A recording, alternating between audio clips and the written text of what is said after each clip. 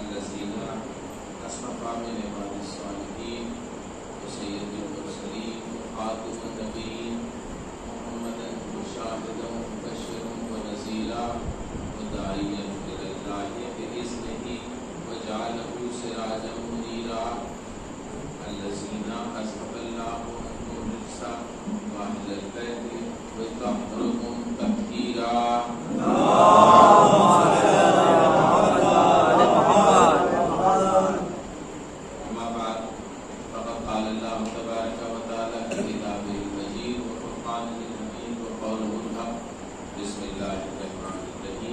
وما أرسلناك إلا رحمة للعالمين.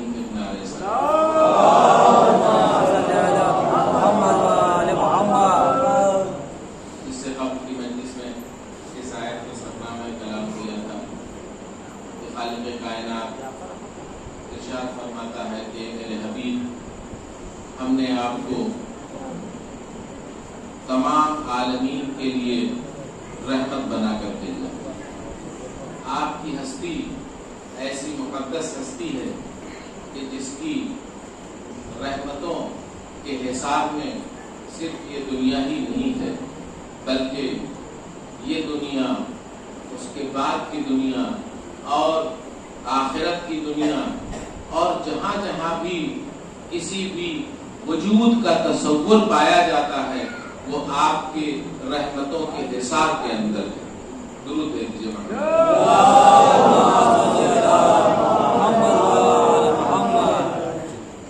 تو یہ اتنی عظیم رحمت ہے کہ خود خالق کائنات نے اپنے بارے میں کہا کہ رب العالمین، وہ عالمین کا رب ہے، اور انہوں نے کہا رحمت للعالمین.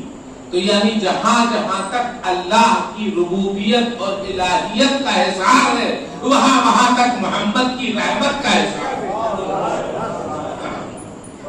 تو اظہار رحمت محمد صلی اللہ علیہ وآلہ وسلم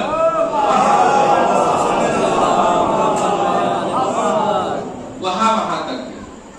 اور اب مجھے نظر آیا کہ اسی ہستی میں یہ کہا، حدیث پیغمبر ہے کہ وہ بنوہ نعمت و بنات رحمت. حدیث پیغمبر کہتے ہیں کہ بیٹے نعمت ہیں اور بیٹیاں رحمت ہیں.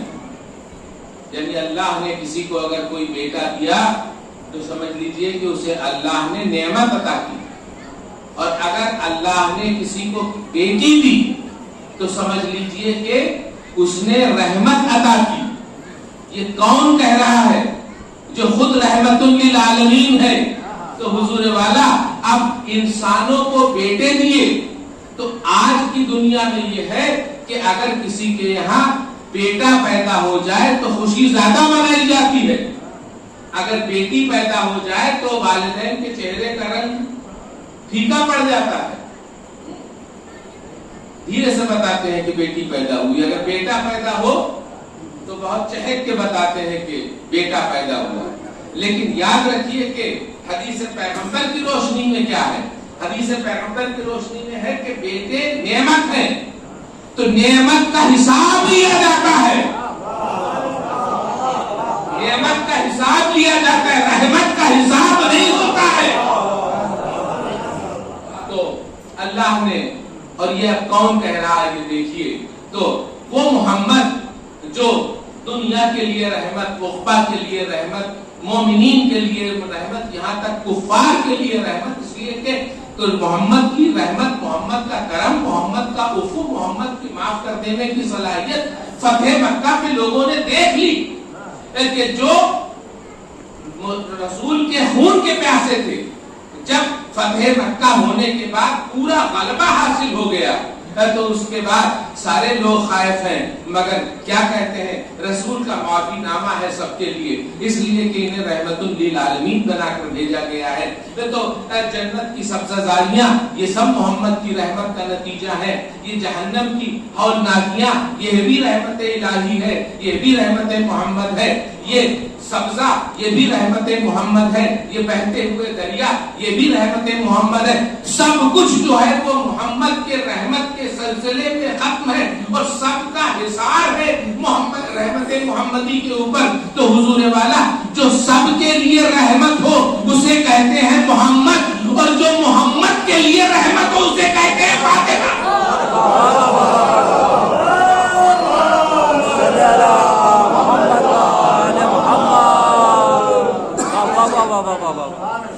اس سے بہتر سلوات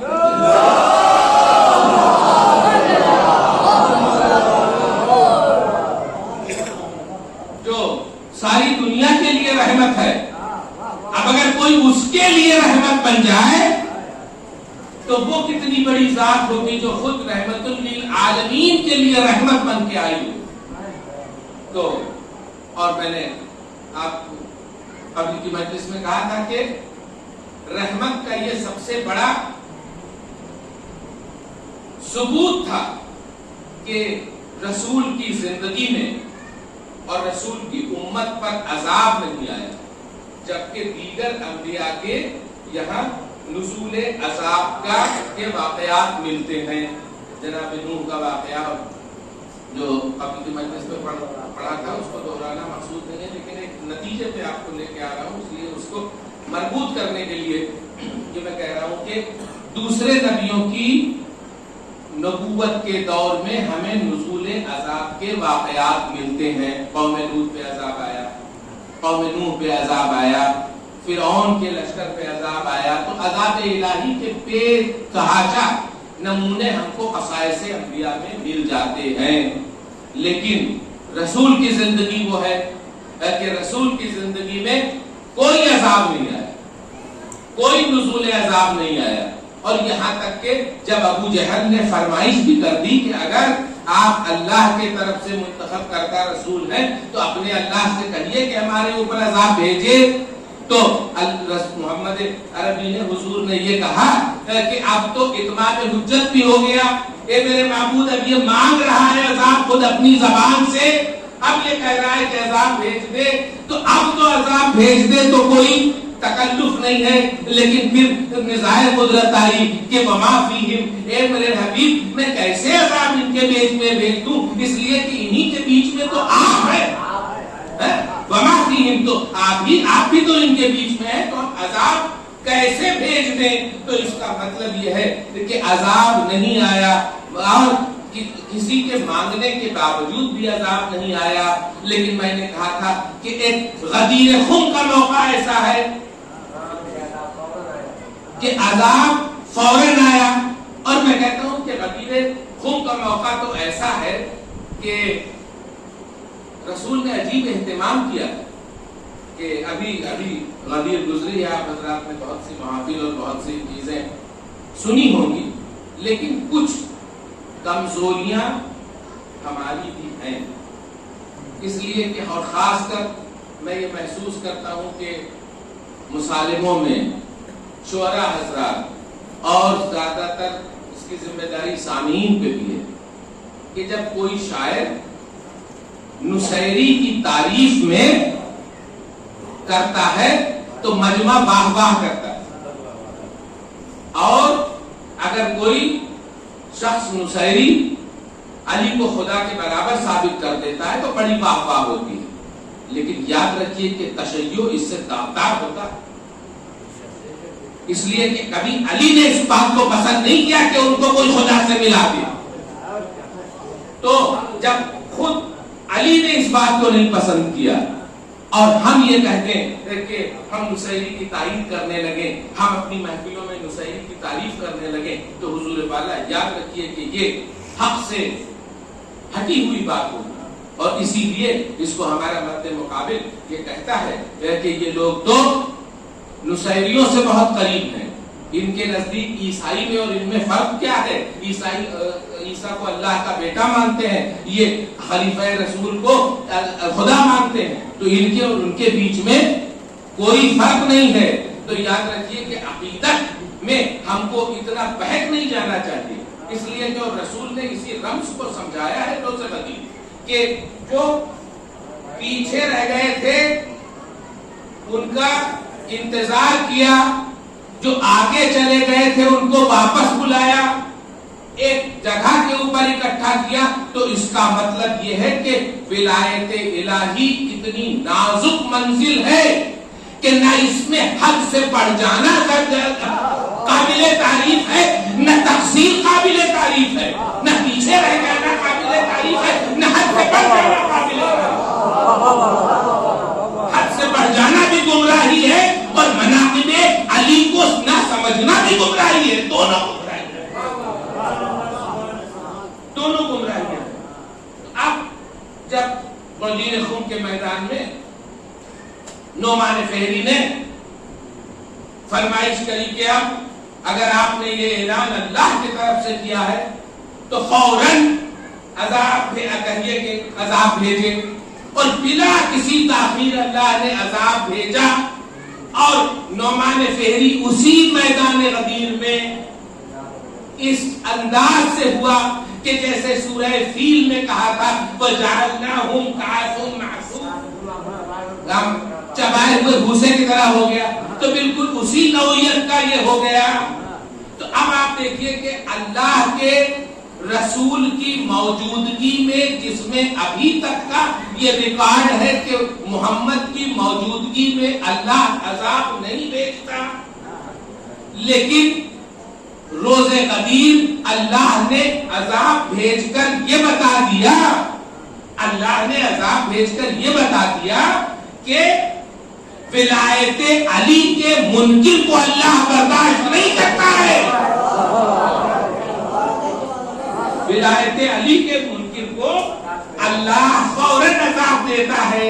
تو حضور والا اب یہاں تو رسول زندہ جیتے اور جاگتے سانس لیتے ہوئے ہیں، لیکن عذاب نہ رکا، اس لیے کہ ارتکاب جرم ایسا تھا.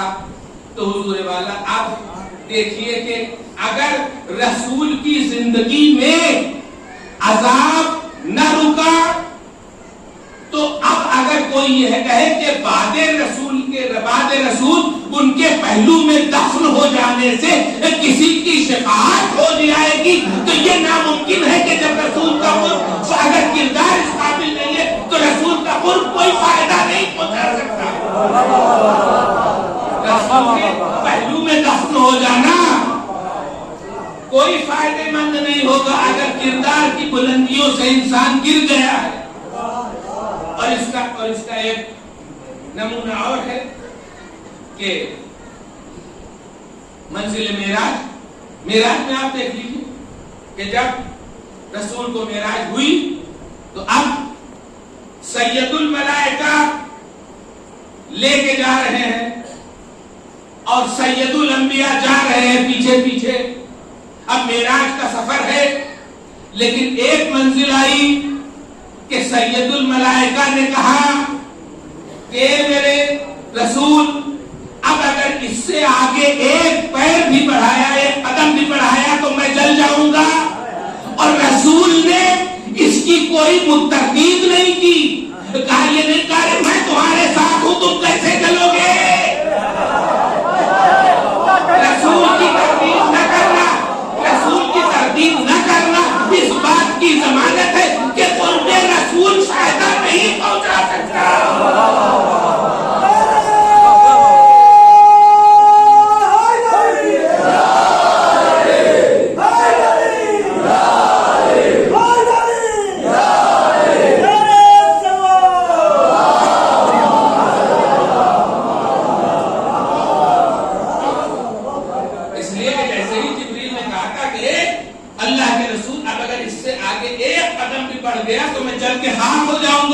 رسول کو کہنا چاہیے تمہارے ساتھ رحمت للعالمین ہے، جلو گے نہیں. لیکن رسول کی خاموشی اس بات کی دلیل ہے کہ کچھ حد فاصل ہے، اس سے عبور کرنا ہر کے مناقب کی بات ہے اور کردار کی بلندیوں کی بات ہے. تو اب یہ غور کر لیجئے کہ کسی شاعر نے کیا خوبصورت شعر کہا ہے کہ قوسین تک ملے ہیں تو سرور کے بھی قدم قوسین تک، ہمیں ٹھیک سے یاد نہیں آ رہا ہے کہ قوسین تک ملے ہیں تو نبوت کے بھی قدم، قوسین تک ملے ہیں نبوت کے بھی قدم، اور اس کے آگے ساری مسافت علی کے نام، اور اس کے آگے ساری مسافت علی کے نام. یہاں تک تو رسول آئے ہیں، اور اس کے آگے کی اب جو منزل ہے، تو اب کسی کی آواز سنائی دی تو لہجہ علی میں آواز سنائی دی. تو ارباب فہم آپ یہ دیکھیے کہ وہ ایک منزل ایسی تھی کہ اللہ نے انسانوں کو یہ بتا دیا کہ اگر کردار قابل بخشش نہیں ہے، اگر کردار قابل شفاعت نہیں ہے، تو قرب رسول کوئی فائدہ نہیں پہنچا سکتا، قرب رسول سے کوئی فائدہ نہیں ملے گا. میں نے آپ کے سامنے دو ثبوت، کوئی دعویٰ بلا دلیل مکمل نہیں ہوتا، تو میں نے آپ کے سامنے دو دلیلیں پیش کی کہ اگر کردار اس قابل نہیں ہے تو صرف اور صرف یہ کہنا کہ قرب رسول ہمیں شفاعت کرا دے گا، ہمیں بخشوا دے گا، تو ناممکن ہے. اور اگر کردار کی بلندیاں ایسی ہو گئیں کہ کسی غیر ملک کے آنے والے نے اپنے کردار کو اتنا متصل کر دیا، تو یہ ہاتھ بڑھا کر کے اس کو اپنے میں شامل کرنے لیتے ہیں اور کہتے ہیں کہ سلمان تو ہم اہل بیت میں سے ہیں. درود ہے دیجیے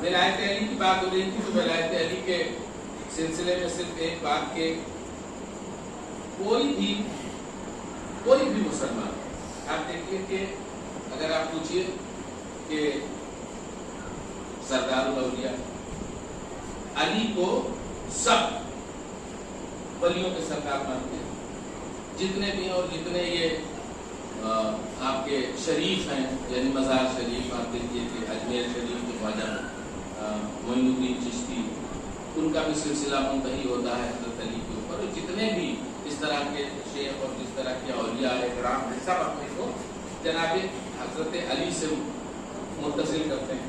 اور یہ حقیقت بھی ہے کہ یہ سب اولاد علی میں سے ہیں، اور سب اپنے کو علی کی کا شاگرد مانتے ہیں، اور سب یہ ولایت علی کہتے ہیں.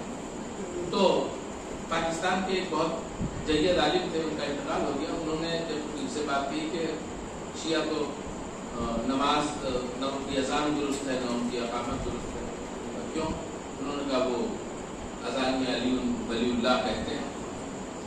تو انہوں نے کہا کہ تم کیا علی کو اللہ کا ولی نہیں مانتے؟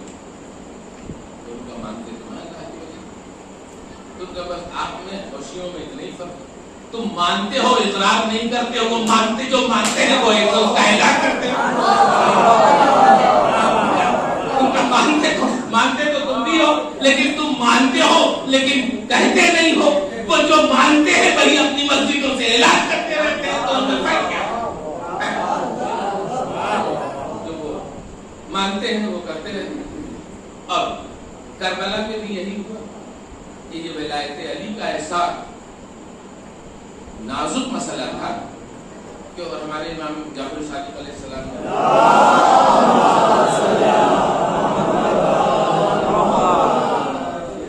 کہ کربلا کے مقاصد میں سے ایک مقصد یہ بھی تھا کہ نفاذ ولایت علی مقصد کربلا تھا. یعنی امام حسین علیہ السلام نے جب کہا تھا کہ تم اس بات پہ ہمارے لیے ہماری جان کر، تو مجمع سے یہی آواز رہی تھی کہ بغضاً لعلی، ہم کو تمہارے باپ سے دشمنی تھی. اور یہ بغض علی ہی تھا جس نے کربلا میں ایسا سنگین انداز اختیار کیا. اور یہ سنگین انداز اس طرح سے اختیار کیا کہ امام حسین علیہ السلام نے، اور میں کہتا ہوں آج دنیا کہتی ہے کہ اگر واقع کربلا نہ ہوتا تو کیا ہوتا. اگر واقع، میں کہتا ہوں کہ پوری دنیا اسلام فنا ہو جاتی اگر طلوع آفتاب کربلا نہ ہوتا.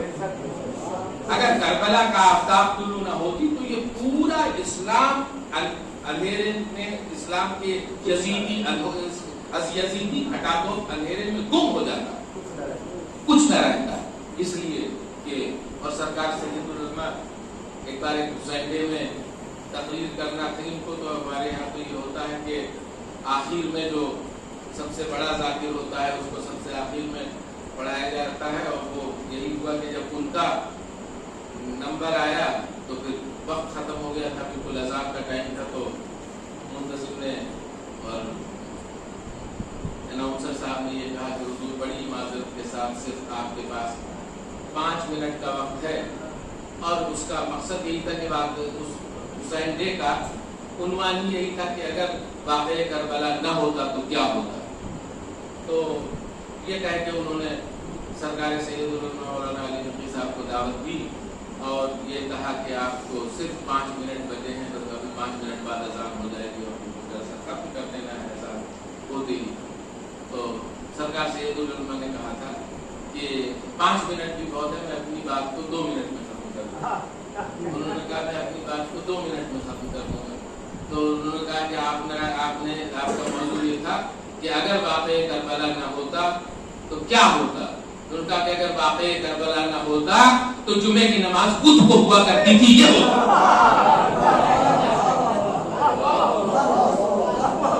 اگر واقعہ کربلا نہ ہوتا تو جمعے کی نماز خود کو ہوا کرتی. واقعہ کربلا کا یہ فیض ہے کہ اب جمعے کی نماز جمعے کو ہی ہوتی ہے، ورنہ اتنا بڑا انقلاب. تو اس شریعت کے تحفظ کو، اس شریعت کے تحفظ کے لیے امام حسین علیہ السلام کو کیسی کیسی قربانیاں دینا پڑی. آپ دیکھیے کہ ہر شہید کی قربانی میں یہ ڈھونڈنا پڑتا ہے کہ انہوں نے کس چیز کی قربانی دی، مگر امام حسین علیہ السلام کی قربانی ایک ایسی عظیم قربانی ہے کہ یہاں یہ تلاش کرنا پڑتا ہے کہ کون سی قربانی ایسی تھی جو حسین نے پیش نہیں کی. اور حسین نے اللہ اکبر، یعنی میدان میں لڑ کر خود مر جانا بہت آسان ہے، لیکن بچوں اور عورتوں کو اپنے ساتھ لانا. اور جب کربلا سے امام چلے ہیں تو کسی نے یہ نہیں کہا کہ مولا، اگر آپ کسی نے کہا کہ مولا آپ جا رہے ہیں تو ان بچوں کو اور ان عورتوں کو اپنے ساتھ کیوں لے جا رہے ہیں. تو امام حسین علیہ السلام نے کہا کہ نہیں، یہ ہمارا شریک مقصد کربلا ہے. یعنی اس کا مطلب امام حسین علیہ السلام یہ کہہ رہے ہیں کہ شاید بنا عباس کے تو کربلا فتح ہو سکتی ہے، مگر بنا زینب کے کربلا نہیں فتح ہو سکتی. زینب و سید سجاد کے مثال کا وہ مقام ہے کہ اس کے بغیر کربلا کی فتح ناممکن ہے. اور یہی تو انداز تھا کہ جناب زینب نے جس انداز سے اپنی قربانیاں پیش کی اور اپنے بھائی سے محبت کا اظہار کیا ہے. آج جناب زینب کے شہزادوں کا تذکرہ، اللہ اکبر، جب جناب زینب کی شادی ہوئی ہے اور جناب عبداللہ کے ساتھ آئی ہیں، اور اب جب یہ ہوا کہ امام حسین علیہ السلام مدینہ چھوڑ رہے ہیں اور اب سفر پہ جا رہے ہیں، تو ایک بار جناب زینب نے کہا کہ بھیا ہم بھی تو آپ کے ساتھ چلیں گے. جناب امام حسین علیہ السلام کہتے ہیں کہ بہن تم تو شادی شدہ ہو، عبداللہ کو اختیار ہے، اگر عبداللہ کی اجازت ہوگی تو تم ہمارے ساتھ چل سکتی ہو. جناب زینب نے کہا کہ اچھا، تو ہم عبداللہ سے اجازت لے کے آتے ہیں. ایک بار جناب عبداللہ کے پاس گئی ہیں جناب زینب، کہا کہ عبداللہ زینب نے زندگی میں تم سے کچھ نہیں مانگا. یہ عبداللہ آج تک کچھ نہیں مانگا ہے، آج پہلی بار جانشین سیدہ تم سے کچھ مانگنے آئی ہے. اے عبداللہ ذرا سوچ سمجھ کے جواب دینا. اور جناب زینب نے ایسا پیش خیمہ بنا دیا کہ کہتی ہے عبداللہ اگر تم نے اجازت نہیں دی تو یہ سمجھ لو کہ زینب بغیر حسین کے زندہ نہیں رہے گی. اللہ اکبر، جناب عبداللہ نے اجازت دی اور اتنا خوش ہو کر کے آئی ہیں امام حسین علیہ السلام کے پاس کہ بھیا عبداللہ سے اجازت لے کے آ گئی. جناب عبداللہ نے اجازت لی اور اس کے بعد جناب زینب قافلے کے ساتھ روانہ ہوئی. جناب عبداللہ بیمار تھے اس وقت آ نہیں پائے کربلا، اور اس کے بعد چلتا ہے تو اس میں ایک مقام ایسا بھی آتا ہے کہ مدینے سے ایک شارٹ کٹ راستہ بھی آتا ہے اور اس کی شاہراہ سے ملتا ہے. تو ایک بار جب جناب امام حسین علیہ السلام کا قافلہ شاہراہ سے آ رہا تھا تو آپ نے دیکھا کہ اثناء راہ میں جناب عبداللہ دونوں بیٹوں کو لے کر کے قافلے کا انتظار کر رہے ہیں. وہ چھوٹے راستے سے آ گئے اور آ کے امام حسین کے قافلے کا انتظار کر رہے ہیں، اور وہاں آئے تو جناب امام حسین علیہ السلام کا قافلہ آ رہا ہے. ایک بار کی دیکھ کر کے امام حسین علیہ السلام متعجب ہوئے، تعجب سے پوچھا اے عبداللہ ارے آپ یہاں کیسے؟ انہوں نے کہا کہ بھائی مجھے کچھ باتیں کرنا ہے. امام حسین علیہ السلام سے کچھ باتیں کی اور اس کے بعد کہا کہ بھائی اگر اجازت ہو تو میں زینب سے اکیلے میں باتیں کچھ کرنا چاہتا ہوں، میں تنہائی میں زینب سے کچھ باتیں کرنا چاہتا ہوں. امام حسین علیہ السلام نے کہا اے بھائی اس میں میری اجازت کی ضرورت نہیں ہے، زینب آپ کی زوجہ ہے، آپ کو شرعی طور پہ اختیار ہے کہ آپ ان کے ساتھ تنہائی میں بات کریں. لیجیے امام حسین علیہ السلام نے ایک خیمہ خالی کرایا، اس خیمے میں جناب زینب جا کے بیٹھ گئی اور حکم ہوا کہ عبداللہ جا کر کے زینب سے مل لے. بس ارباب اعزاز جب یہ پتا چلا کہ عبداللہ جناب زینب سے ملنے آئے ہیں تو اب زینب کا دل پلیوں اچھلنے لگا کہ کہیں ایسا تو نہیں ہے کہ عبداللہ نے اپنا فیصلہ واپس لے لیا اور یہاں سے کہیں گے اے زینب اب میرے ساتھ مدینے چلو، اے زینب اب میرے ساتھ مدینے چلو. اللہ اکبر، جناب زینب اتنا زیادہ پریشان ہے. ایک بار آئی ہے، ارے رضا زمین پہ خط دیتی جا رہی ہے، ایسی حیجانی کے عالم میں عبداللہ سے کہتی ہے اے عبداللہ ارے کیا بات